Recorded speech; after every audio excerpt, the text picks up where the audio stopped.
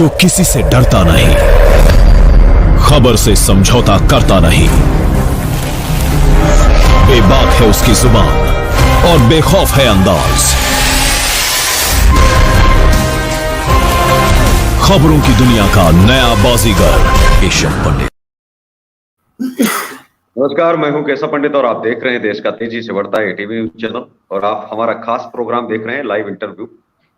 और आज live interview के खास मेहमान हैं डॉक्टर अवधेश पांडे जी, जो राष्ट्रीय अध्यक्ष हैं इंडिया जनशक्ति पार्टी। डॉक्टर अवधेश पांडे साहब, बहुत बहुत स्वागत है आपका लाइव इंटरव्यू में। जी, आप लोगों को नमस्कार जो मेरा धन्यवाद आपको। इंडिया जनशक्ति पार्टी की जो नींव है वो कैसे पड़ी, आप हमारे दर्शकों को बताएं। और कहां से जो नाम इसका पड़ा वो कहां से विचार आया कि ये नाम रखा जाए और पार्टी का यही होना चाहिए। और पार्टी तो तमाम है, उनमें भी जुड़ करके आप काम कर सकते थे, लेकिन नई पार्टी बनाने की जरूरत क्या पड़ी और जब जरूरत पड़ी तो ये नाम कैसे? जी, ये इंडिया जनशक्ति पार्टी हमने क्या किया, पूरे भारतवर्ष में 2004 से जी, घूम करके अध्ययन किया कि क्या वहां परेशानियां हैं। देश के नागरिकों को तरह तरह के समस्याओं से झेलना पड़ रहा था और मैंने देखा जो फुटपाथ पर रोड पे लोग पड़े हुए हैं उनकी भी कोई सुनने वाला नहीं था। इसको देखते देखते मेरे मन में विचार आया कि मैं सरकार के सामने अगर कोई मुद्दे रखूंगा तो कोई सुनने वाला नहीं था। आवाज को दबाया जा रहा था। तो मैंने इसी को लेकर के निश्चय किया कि मैं खुद पार्टी बनाऊंगा और जो गरीब, शोषित, त्रस्त एवं भ्रष्टाचार की शिकार जनता को न्याय दिलाऊंगा। इसी के लिए इंडिया जनशक्ति पार्टी, मतलब इंडिया की सारी जनता की शक्ति इसमें शामिल की गई है। हमें सभी जनता से अपील है कि उनके शक्ति से हमें हमारे अंदर शक्ति आएगी। इसीलिए इंडिया जनशक्ति पार्टी इसका नाम दिया गया। पार्टी की जो है वो मूल उद्देश्य क्या है, किन उद्देश्यों के साथ इस पार्टी का गठन किया गया और किन उद्देश्यों पर काम जो है कर रही है पार्टी? हमने इस पार्टी का मूल उद्देश्य एवं सिद्धांत इस रूप में तैयार किया। आपने देखा कि डॉक्टर भीमराव अंबेडकर ने जो भारत का संविधान बनाया जी, उस संविधान में मौलिक अधिकार शामिल किया। जी, मौलिक अधिकार यह होता है कि देश के नागरिक जिससे उनका जीवन है वो उनका मौलिक अधिकार है। इसी को लेकर के मैंने सबसे पहला मुद्दा रखा मौलिक अधिकार। मौलिक अधिकार अगर हमको मिल जाता है तो हमारे बच्चे, हमारे पूर्वज किसी चीज से वंचित नहीं होंगे। आपके कहने का मतलब है कि 75 वर्षों से जो सरकारें चल रही थी लोकतांत्रिक तरीके से, उन्होंने कभी मौलिक अधिकार दिया ही नहीं, लोगों को हनन किया है। वो दिए होते तो आज मैं पार्टी बनाने का कोई मेरे तरफ से कोई इसका वही नहीं तैयार किया गया होता। मैंने देखा अगर ये मौलिक अधिकार दिए होते तो क्यों नहीं लोकपाल बिल इसको लागू कर देते। कहां से दिल आपका कचोटा, कौन सा लगता है कि कौन से किस अधिकारों का हनन हो रहा है? कोई ऐसी घटना, कोई ऐसा जिक्र? इसमें ये इन अधिकारों का हनन हुआ है कि ये लोग बोल के चले गए। देखो, प्रधानमंत्री मोदी ने 2014 में कहा कि अच्छे दिन आने वाले हैं, अच्छे दिन आने वाले हैं, क्योंकि हम आने वाले हैं। अच्छे दिन आने वाले जैसी राजनीति करते हुए लोगों के बुरे दिन आ गए। आप सवाल से भटक रहे हैं। मैंने आपसे सीधा सवाल किया कि मौलिक अधिकार में ऐसा कौन सा, आपको किस घटना का जिक्र कोई आप करेंगे या कौन सी अधिकार का हनन हुआ है, उस घटना का आप जिक्र बताएं और कौन सी अधिकार का हनन हो रहा है वो आप बताएं। और कोई ऐसी घटना है कि देख रहे हैं आप, बड़े बड़े मेडिकल कॉलेजों में ऑक्सीजन के अभाव में उनकी मौतें हो रही हैं। ये अभी का विषय है, लेकिन जब आप 75 वर्षों की बात आप जब करते हैं, जब आप 75 वर्षों की बात करते हैं, उसमें उस मौलिक अधिकार की बात आती है कि जो 1947 से लेकर के 2021 तक लागू नहीं किया गया। और उसके आगे भी उसका हनन होगा, वो उस अधिकार का आप जो है जिक्र करें। जैसे जब हम बात करते हैं कि पुलिस बिना उठा करके किसी को अंदर कर देती है, ये उसके मौलिक अधिकार का हनन है, ये लगातार हो रहा है। तो इसी प्रकार का कोई ना कोई तो घटनाक्रम आपके मन में होगा कि ऐसा घटनाक्रम जो 2021 के पहले धकेलता हो, 2019 के पहले ले जाता हो, 1947 से लेकर के अभी तक का कोई घटनाक्रम ऐसा रहा होगा जो आपके दिल को कचोटा होगा, मन को पीड़ा पहुंची हमने होगी कि इस हमने अधिकार का देखा, हनन हो रहा है। जी बिल्कुल बिल्कुल, हम आपको बताना चाहूंगा, मैंने जी कई न्यूज़पेपर एवं सोशल मीडिया में ये भी देखा है कि मौजूदा इंस्पेक्टर, एक महिला पुलिसकर्मी, यूपी की घटना है, वो हमारे पास सारे वीडियोज मौजूद हैं, जी यूपी का ही मामला है, उनका नाम नहीं बता रहे हैं हम। महिला पुलिसकर्मी खुद कह रही है कि वो इंस्पेक्टर मुझसे ऐसा अश्लील हरकतें मुझसे कर रहा है। मैं कोई मैटर में वो जाती है, खदान हो रहा है, बालू का अवैध खनन हो रहा है, वहां जाकर के वो उनसे अपनी उनके खिलाफ कार्यवाही करती है, तो इंस्पेक्टर कहता है तुमने किसके आदेश से जाकर के उस अवैध खनन को तुमने रुकवाया, और उससे अश्लील हरकतें उससे कर रहा है, अभद्रता उससे किया है। तो जी ये मौलिक अधिकार का हनन नहीं हो रहा है। डॉक्टर अवधेश पांडे साहब, जब भी सरकारें आती हैं, जब वो विपक्ष में होती हैं, तो ये हमेशा एक सवाल उठाती हैं और एक ही सवाल करती हैं कि ये जो माफिया हैं, खनन माफिया हैं, बालू माफिया हैं, शिक्षा माफिया हैं, मीडिया माफिया हैं, यहाँ तक कि तमाम माफियाओं के नाम गिना दिए जाते हैं। लेकिन वही पार्टियां जब सत्ता पक्ष में आती हैं, तो ये पार्टियां जो है उनकी आय का स्रोत बन जाती हैं। माफिया जो है वो उन पार्टियों के आय का स्रोत बन जाते हैं। उसके बाद ये पार्टियां कभी कोई सवाल ही नहीं उठाती। 5 वर्ष तक कभी कोई पार्टी ये कहती ही नहीं है कि हमारे राज्य में कोई भी माफिया है। तो क्या ये उम्मीद की जाए आपसे कि आने वाले समय में जब भी आपकी पार्टी अगर आती है उत्तर प्रदेश के अंदर, या आपके जो तमाम राज्य हैं जहां से आप चुनाव लड़ रहे हैं, तो ये जो माफिया हैं जो आय के स्रोत हो जाते हैं राज्य सरकारों के, सत्ता में आने के बाद वो नहीं रहेंगे, खत्म हो जाएंगे। हमने देश की जनता के सामने जी ये शब्द रख दिया है कि मैं राइट टू रिकॉल का कानून लागू कराऊंगा। अगर वो जी झूठे वायदे कर रहे हैं तो जी राइट टू रिकॉल के कानून के दोषी होंगे, और इसके बाद उनकी सदस्यता भंग करके वहां पुनः निर्वाचन कराया जाएगा। अगर हमारे जी पार्टी का कोई भी सांसद एवं जी विधायक जनता से कोई जी वायदा विधानसभा या लोकसभा क्षेत्र में करेगा, हम एक शपथ पत्र लेंगे कि चुनाव जी जीतने के बाद में अगर उस वायदे से मुकर जाता है तो उसकी सदस्यता तत्काल प्रभाव से करवा देंगे, वहां पुनः निर्वाचन कराया जाएगा।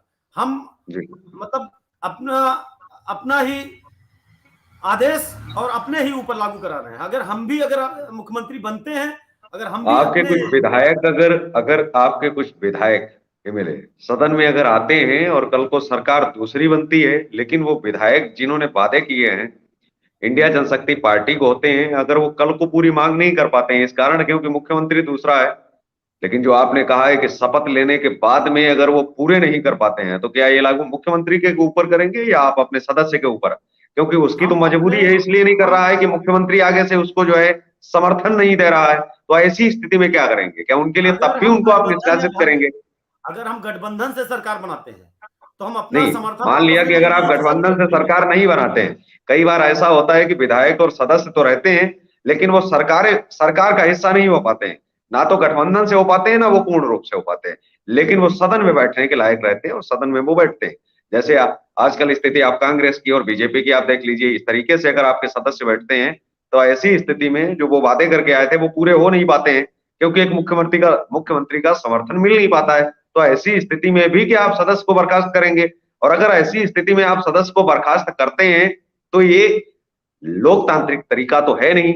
लेकिन अगर आप नहीं करते हैं, तो फिर आप अपनी पार्टी के जो पार्टी का वचनबद्ध जिस तरीके से आप मानते हैं, वो आप फिर उनका जो है आप वचन तोड़ रहे हैं। तो ऐसी इन परिस्थितियों में आप किस पोजीशन में आप खड़े होंगे और किस तरफ आप जाएंगे? पार्टी को देखेंगे या फिर मुख्यमंत्री को देखेंगे या फिर सदस्य को?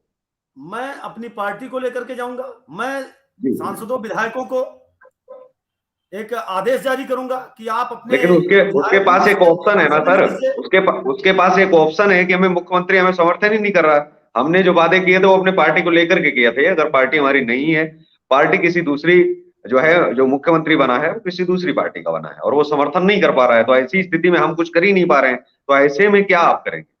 ऐसे में क्या करेंगे, उस विधानसभा क्षेत्र में तो करने लायक है। जिस विधानसभा क्षेत्र में उन्होंने वादा किया है, अपने विधायक निधि, सांसद निधि का इस्तेमाल वो करेंगे उस विधानसभा क्षेत्र में। पूरे राज्य में जब हम सरकार नहीं बना पाए, तो राज्य में सरकार न बनाने की स्थिति में वो अपने विधायक निधि से, सांसद निधि से काम करेंगे। वो सांसद निधि भी तो मुख्यमंत्री के ऊपर निर्धारित होती है कि अगर वो भेजेंगे तभी आप कर पाएंगे। ऊपर निर्धारित नहीं होती है, एक संविधान बनाया गया है लोकसभा, लेकिन उतने पैसे के ऊपर आप कर नहीं पाएंगे ना। जैसे आपने किसी से कहा कि ये पुल जो है आगे आने वाली हमारे जो है उसमें हो जाएगा, लेकिन अगर वो पुल पास नहीं होता है, मान लिया, तो ऐसी परिस्थितियों में आप क्या करेंगे? ऐसी परिस्थितियों में एक पूरा मीडिया का प्रेस कॉन्फ्रेंस बुलाया जाएगा, उनके पूरे अकाउंट का स्टेटमेंट निकाला जाएगा। एक कुल मिलाकर के आपकी जो है पार्टी की हमेशा एक कमजोरी रहती है, वो ये होती है कि जनता का पूर्ण समर्थन नहीं मिल पाता, इस कारण सरकारें कुछ कर नहीं पाती हैं। कुल मिलाकर के ये है। दूसरा कि अगर इंडिया जनशक्ति पार्टी को पूर्ण समर्थन अगर प्रदेश की सरकार करती है, तो आप जिन चीजों पर चलेंगे उन पर आप जो है पूरी तरीके से खरे उतरेंगे, ये समझा जाए। बिल्कुल इसी तरीके से मैं अपने विधायकों एवं सांसदों एवं राज्य के नागरिकों को जो शब्द हमारे पार्टी के विधायक सांसद जी वहां बोलेंगे, उनको करना पड़ेगा चुनाव जीतने के बाद में। देश के अंदर तमाम विषय हैं, तमाम चीजें हैं जिन पर पार्टियां चुनाव लड़ती हैं। उनमें से कई विषय ऐसे भी रहे हैं जो बड़े गंभीर रहे हैं, कई 100 साल पुराने भी रहे हैं विषय। लेकिन आज का विषय ये है कि जहां छुआछूत मिट रही है, जहां चीजें मिट रही हैं, वहां योग्यताओं को आगे आना चाहिए या आरक्षण को। क्योंकि अगर आरक्षण अगर शिक्षा और चिकित्सा में रहेगा, अगर 40% अंक लाने वाला अगर शिक्षक पढ़ाएगा तो वो व्यवस्था कैसी हो सकती है, और 40% लाने वाला चिकित्सक कैसा होगा? तो शिक्षक और चिकित्सक में क्या बदलाव होना चाहिए या नहीं? आप इस पर आप जो है, आपकी क्या प्रक्रिया है कि योग्यताओं को आगे आना चाहिए या फिर जाति को आगे आना चाहिए? नहीं, उसमें योग्यता एवं काबिलियत के अनुसार, आर्थिक जनगणना के अनुसार, आर्थिक स्थिति को देखते हुए, और प्लस आर्थिक का मतलब ही नहीं है अगर एक व्यक्ति गरीब है लेकिन उसके अंक आए हैं 50% और एक व्यक्ति बड़ा अमीर है उसके आए हैं 90%, तो ऐसे में अमीर को मौका मिलना चाहिए या गरीब को मिलना चाहिए? मैं ये आपसे पूछना चाहता हूँ, 40% वाला आगे आए या फिर 90% वाला आगे आए? उसमें तो जो लेकर के आया है, अंक लेकर के आया है, उसको होना चाहिए। उसमें यहाँ पर कोई भी ना आर्थिक आधार है ना आरक्षण, मतलब योग्यता के आधार पर। लाचार व्यक्ति 20% अंक लेके आ जाए तो उसको क्यों बना दिया जाएगा? उसके अंदर कोई योग्यता के आधार पर ही चयन होना चाहिए, ना कि जाति या फिर आर्थिक आधार पर होना चाहिए। तो उसको योग्यता के आधार पर देखना चाहिए, योग्यता के आधार पर ही देखा जाएगा उसको। सरकारें बहुत बड़े वादे करती हैं कि हमारी सरकार आएगी तो हम योग्यता को ही आगे लाएंगे, आरक्षण हटाएंगे, आर्थिक स्थितियां हटाएंगे, चीजें, वो आर्थिक स्थिति सुधारने का जिम्मा हमारा रहेगा, चीजें वो करेंगे। लेकिन जहां पर योग्यता को आगे आना चाहिए, जैसे एक शिक्षक को अगर योग्य बनाया जाएगा, योग्य अगर शिक्षक होगा तो हमारी शिक्षा व्यवस्था बदलेगी। योग्य शिक्षक हमारे कहाँ पाए जाते हैं? 5,000 रुपए की पेंशन उठाने वाले हम देख रहे हैं कि जो लास्ट में उठाते हैं, या फिर 10 से 15,000 रुपए जो कमाते हैं वो लोग हमारे शिक्षक आगे आते हैं। लेकिन वो कहाँ पाए जाते हैं? वो पाए जाते हैं मिशनरी के विद्यालयों में, वो सीबीएसई बोर्ड में 15,000, लेकिन जो 65,000 की तनख्वाह उठाते हैं वो हमारे सरकारी शिक्षक हैं। अब सरकारी शिक्षक और सीबीएसई बोर्ड के अगर अध्यापकों को एक साथ कर दिया जाए, एक 15,000 वाला, एक 65,000 का, तो योग्यता कहाँ है और आरक्षण कहाँ है? इन दोनों स्थितियों में क्या आरक्षण देश के लिए घातक है या नहीं? आप इसे कितना मानते हैं? बिल्कुल, जो है ये जो योग्यता ही मुख्य सरकार को देना चाहिए, यही हमारा एजेंडा भी है कि योग्यता के आधार पर ही उनका चयन किया जाएगा। आरक्षण होना चाहिए देश के अंदर या नहीं? आरक्षण देश के अंदर होना ही नहीं चाहिए, योग्यता होनी चाहिए। पूरी दुनिया में कहीं आरक्षण है ही नहीं, तो इसलिए पार्टियां आंदोलन कर रही हैं। जी बिल्कुल, पूरी दुनिया में जहां एक तरफ आरक्षण है नहीं, आरक्षण को इसलिए आंदोलन कर रही है कि हमारे जाति का वोट चला जाएगा, हमारे जाति का वोट चला जाएगा, जातिगत आरक्षण, इसीलिए वो चिल्ला रहे हैं पूरे देश में। अखिलेश यादव जी जहां ये कहते हैं कि जब आप जनगणना करवाइए, क्योंकि हर 10 वर्ष के बाद में जनगणना होती है, वो ये कहते हैं कि एक एक जाति की आप अलग अलग जनगणना करवाइए, एक एक विषय अलग करके निकालिए। कल को ब्राह्मण ये कहेंगे कि पांडे जितने हैं उनकी जनगणना आप अलग करवाइए, दुबे जितने हैं उनकी जनगणना आप अलग करवाइए, मिश्रा जितने हैं उनकी आप अलग करवाइए। फिर पांडे भी बोलेंगे कि जो 10 पिछुआ वाले हैं उनकी अलग करवाइए, तो विश्वा वाले हैं, उसके बाद में कान्यकुब्ज निकलेंगे, उसके बाद में सरयू पारी निकले। क्या इस तरीके का आप समर्थन करते हैं? जनगणना तो पूरे देश की एक लोगों की जाती है, ना कि जातियों की जानी चाहिए। नहीं, वो तो जनगणना तो पूरे देश की होती है, जाति की जनगणना नहीं होनी चाहिए। अगर आपकी सरकार आती है तो क्या जातियों में बांटने का काम आप करेंगे, या फिर एक साथ में जो जनगणना जैसे पूरे दुनिया में होती है, बहुत सारे ऐसे देश हैं वहां भी जातियां हैं, ऐसा कोई भी देश नहीं जहां जातियां नहीं है। इस्लाम में भी 47 जातियां हैं, बौद्ध धर्म में 67 जातियां हैं जी, और अगर ईसाइयों की बात करें तो वहां 42 जातियां हैं। तो ऐसे हर धर्म में जातियां हैं, लेकिन वहां पर जातियों के आधार पर तो जनगणना नहीं होती। तो ऐसे में जो अखिलेश का बयान जो है उस पर आपकी क्या राय है जी? उसका मैं विरोध करता हूं। जातिगत जनगणना वही लोग कर रहे हैं कि ये इतना हमारा वोट बैंक, इतना हमारा यहाँ रिजर्व है, इतना हमारा ये रिजर्व है, इसीलिए लोग जातिगत जनगणना करवा रहे हैं। हम लेकिन एक धर्म के आधार पर जो जनगणना होती है कि धर्म के आधार पर भी जनगणना की आवश्यकता है जब देश सेकुलर है? अगर देश किसी हिंदू राष्ट्र हो या फिर इस्लामिक राष्ट्र हो, उस आधार पर अगर धर्म के आधार पर किया जाए, देश की जनसंख्या के आधार पर जनगणना होनी चाहिए, क्योंकि देश सेकुलर है। हाँ, देश धर्म के आधार पर है ही नहीं अभी तक, तो धर्म के आधार पर भी जनगणना जो हो रही है उसके भी पक्ष में आप नहीं है कि धर्म के आधार पर जनगणना नहीं होनी चाहिए जी। सेकुलर है तो सेकुलर ही रहने दो इसको, और उसी आधार पर जो है देश की जनगणना होनी चाहिए कि हमारे देश में रहने वाले लोग कितने हैं, मुसलमान कितने हैं, हिंदू कितने हैं, ये विषय नहीं होना चाहिए। हमारे देश में हिंदुस्तानी कितने हैं ये विषय हमारा होना चाहिए। पार्टी इंडिया जनशक्ति पार्टी की अगर बात करें तो आने वाले समय में अन्य मुद्दे क्या रहेंगे विद्यार्थियों के लिए, छात्रों के लिए, हमारे बेरोजगारों के लिए? जो सबसे बहुत बड़ा मुद्दा है देश में, बेरोजगारी पर आप क्या कहेंगे? और बेरोजगारी पर कोई आपका प्रोजेक्ट है, ऐसा कोई प्लान तैयार है? क्योंकि आपने देखा होगा पुलिस विभाग में भी कई तमाम भर्तियां खाली हैं, शिक्षक विभाग में भी जो है, जहां शिक्षा के पदों पर भी जो है वहां भी आने चाहिए, वहां भी खाली है। रेलवे विभाग है, तमाम विभाग है, वहां खाली है। क्यों खाली कर रखे ये सरकार जाने, लेकिन आपके पास भी कोई ना कोई प्रोजेक्ट होगा बेरोजगारी दूर करने का जी। बेरोजगारी दूर करने के लिए मैं सबसे पहले शिक्षा के ऊपर आपको बताना चाहूंगा जी। शिक्षा की, जैसा कि आप लोग भली भांति जानते हैं कि हमारे बच्चे आज गरीबी के कारण एक अच्छी शिक्षा नहीं प्राप्त कर पाते। जो बच्चे अमीर परिवार से संबंध रखते हैं जी, वो एक प्राइवेट स्कूल में पढ़कर खूब पैसे खर्च करके शिक्षा प्राप्त कर लेते हैं जी। ये एक ऐसा कारण है जो समाज में बच्चों के बीच बचपन से ही एक दूसरे के प्रति असमानता तथा हीन भावना भर देता है जी, जो देश की अखंडता को कमजोर करता है तथा समाज में ऊंच नीच, अमीरी गरीबी का द्वेष एक दूसरे के मन में भर जाता है जी, जो देश के विकास के लिए बहुत बड़ा बाधक है।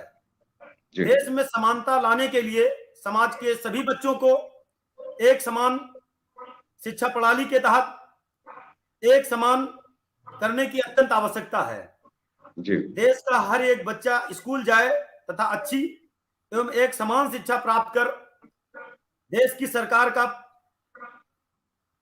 फर्ज है। जैसे ही इंडिया जनशक्ति पार्टी की पूर्ण बहुमत की सरकार बनती है वैसे ही प्रदेश के सभी स्कूलों को मॉडल स्कूल में परिवर्तित कर तथा पूर्ण रूप से आधुनिकीकरण कर सभी वर्ग के बच्चों को एक समान शिक्षा निःशुल्क दी जाएगी जी। सभी के लिए शिक्षा का माध्यम तथा विद्यालय सबके सब एक समान होंगे जी। चाहे किसी चपरासी का बच्चा हो, चाहे किसी दलित का बच्चा हो, चाहे किसी बड़े नेता का बच्चा हो या फिर प्रधानमंत्री का ही बच्चा क्यों ना हो, सभी के सभी एक समान शिक्षा प्रणाली के तहत सरकार द्वारा बनाए हुए उसी स्कूल में पढ़ेंगे, वो भी निःशुल्क पढ़ेंगे। ये हमारी इंडिया जनशक्ति पार्टी का शिक्षा के प्रति, समान शिक्षा प्रणाली के प्रति ये संकल्प है। दूसरा आपसे बहुत बड़ा प्रश्न है, पूरे देश में कभी भी शायद किसी चैनल ने पूछा हो या मीडिया पत्रकार में मैं पहला ऐसा पत्रकार हूं जो आपसे प्रश्न कर रहा हूं, और आप पहले ऐसे व्यक्ति हैं जिससे मैं सीधा प्रश्न पूछ रहा हूं।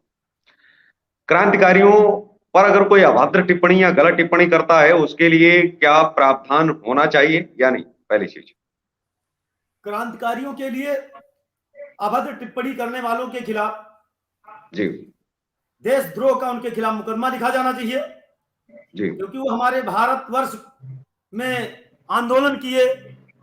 अगर आपकी सरकार आती है तो क्या आप ऐसा करेंगे?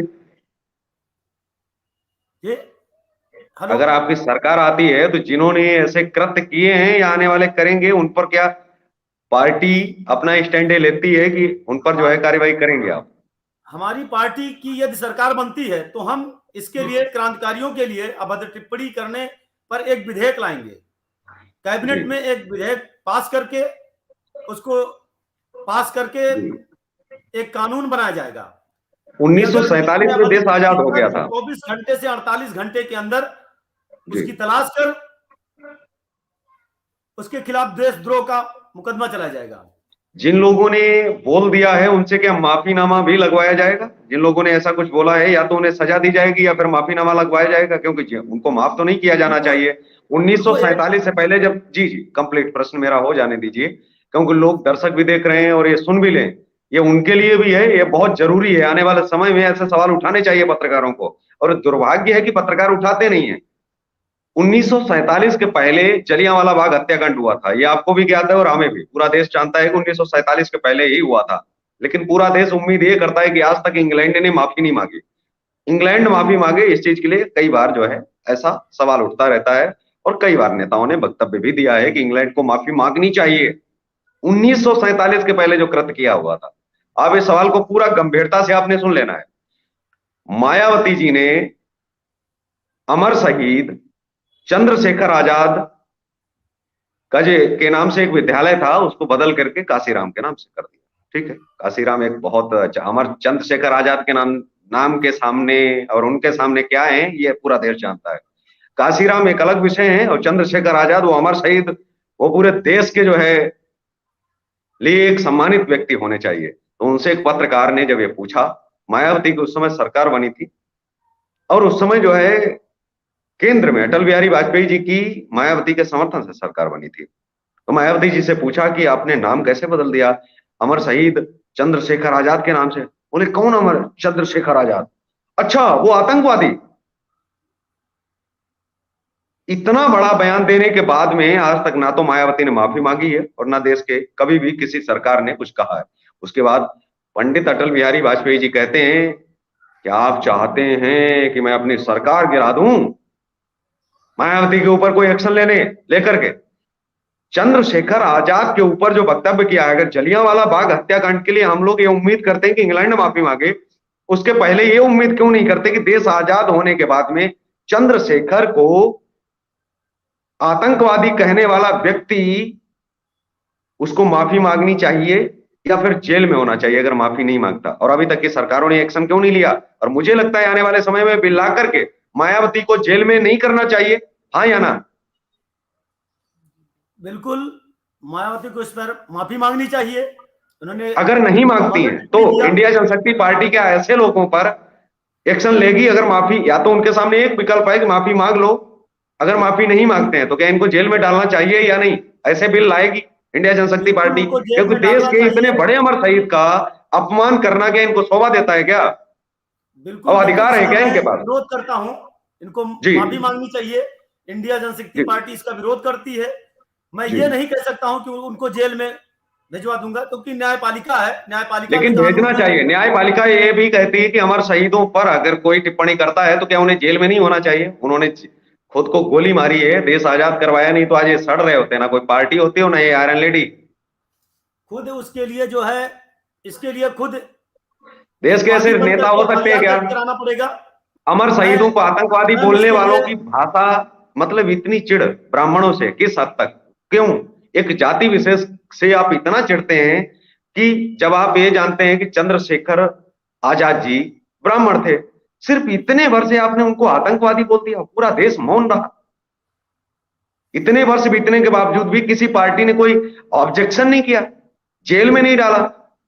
क्यों नहीं डालना चाहिए? मेरा सीधा सवाल है, क्यों नहीं डाला अभी तक इन सरकारों ने, और क्यों डालना नहीं चाहिए?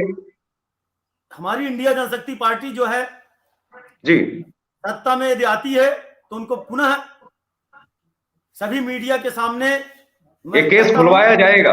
जी, पूरा देश देख रहा है, मैं उनसे माफी मंगवाऊंगा। जी, अगर माफी नहीं मांगती हैं तो इसके लिए अलग एफआईआर, जो कानूनी प्रक्रिया है उसके तहत उनको जो है वो करके मैं स्वयं, चाहे मुझे वादी बनना पड़े मुकदमे का, मैं दर्ज करवाऊंगा, और जो न्यायालय सजा देगी न्यायालय है उसके लिए सर्वोपरि। बिल्कुल, ये बात आपकी बिल्कुल सही है कि न्यायालय उसके लिए है, लेकिन इतना बड़ा मुद्दा होने के बावजूद भी कभी देश ने कभी ये चाहा ही नहीं कि ये माफी एक मांगी जाए या ऐसा कुछ किया जाए, और ऐसे व्यक्ति को मुख्यमंत्री 2 बार बना दिया गया। मैं तो हैरान हूं ऐसे लोगों से कि वो कौन लोग हैं जो उसका समर्थन कर रहे हैं, कि जो अमर शहीदों के ऊपर इतना बड़ा वाक्य बोल गए, उनको आतंकवादी बोल गए और उनको वोट दे रहे हैं। ये लोग ये यही जाति धर्म को लेकर के जो मामला है, जाति धर्म को लेकर के ही ये लोग ऐसा कर रहे हैं। हम सभी देशवासियों से बताना चाहेंगे कि जाति धर्म एवं मजहब के राजनीति में कदापि ना पड़े। ने ये बहुत बड़ा घातक है, ये सभी के लिए घातक है। जब एक जो देश को आजाद करा रहे हैं, देश को आजाद कराने के लिए अपनी बलिदानी दे रहे हैं, उनको देश में जो सबसे बड़ा प्रश्न जातिवाद का चल रहा है हिंदू धर्म में, सनातन धर्म में, तो क्या आप समझते हैं कि जातिवाद अब समय आ गया है, इसको समाप्त कर देना चाहिए और लोग जो है जो जातियों में बटे हुए हैं उनको एकत्रित करके वो सभी हिंदू ही हो जाएं? आप इस पर क्या कहेंगे? बिल्कुल, हम कि वो जातियों में ही अलग अलग रहें या एक जगह ही आ जाएं, एक साथ ही आ जाएं? वो एक हिंदू मुस्लिम सिख ईसाई जैसे पहले था। मुस्लिम नहीं मानते ना, मुसलमानों ने सीधा उनका स्टैंड है कि हम मानते ही नहीं है, हम अपना धर्म मानते हैं, वो स्टैंड है इस चीज पर। सीधा सा उनका सवाल है कि मैं सिर्फ अल्लाह को मानता हूं, तो आप तो अल्लाह को नहीं मानेंगे। अगर वो नहीं मानते हैं, नहीं मानते हैं, वो कहते हैं नहीं मानते, लेकिन हम बात हिंदुओं की कर रहे हैं। मैं सिर्फ बात हिंदुओं की कर रहा हूं, यहाँ बात मुस्लिम भाइयों की है ही नहीं। मैं सीधा सा स्टैंड लेता हूं कि आप हिंदुओं पर सिर्फ केवल बोलें कि जो हिंदू जो जातियों में बटे हैं, क्या उनको अब एक होने की जरूरत नहीं कि एक साथ आ जाएं, छुआछूत मिट जानी चाहिए और चीजें एक साथ में कुछ होनी चाहिए, बढ़िया होना चाहिए। आप भले ये बोल रहे हैं मगर हम हिंदू के प्रति बोलेंगे ही नहीं, हम सबके प्रति बोलेंगे। हम हिंदू के प्रति ही नहीं बोलेंगे, हम सबके प्रति बोलेंगे। लेकिन अगर वो बोलते हैं कि हम नहीं करते हैं, लेकिन कोई भी वो कहते हैं कि हम एक साथ में नहीं आने पर हम सीधा सा हमारा स्टैंड है, और कोई भी देश का मुसलमान ये कहेगा ही नहीं कि हम हिंदू मानते हैं, हिंदुओं को भाई मानते हैं, सब कुछ सही है, लेकिन हम हिंदुओं के साथ में नहीं बैठ सकते, हम हिंदुओं की चीजों को एक साथ में साझा नहीं कर सकते, ना उनकी संस्कृति को मानते। वो कौन कह रहा है? ये तो हम हमारे पास उसका कोई वो है नहीं। हमारे पूरे देश में तमाम कोई भी एक मुसलमान है ही नहीं जो कह रहा हो। जी नहीं, इस चीज पर तो अवधेश पांडे साहब ये आप जानते हैं, पूरे देश में कोई मुस्लिम ये तैयार ही नहीं होगा कि अगर हम उनके पक्ष में आते हैं, लेकिन वो उस पक्ष में नहीं आएंगे। ये आप भी समझते हैं और हम भी। हम ये नहीं कहते हैं कि उनको मुस्लिम भाई बोलने की बजाय हम उनको दुश्मन नहीं मानते।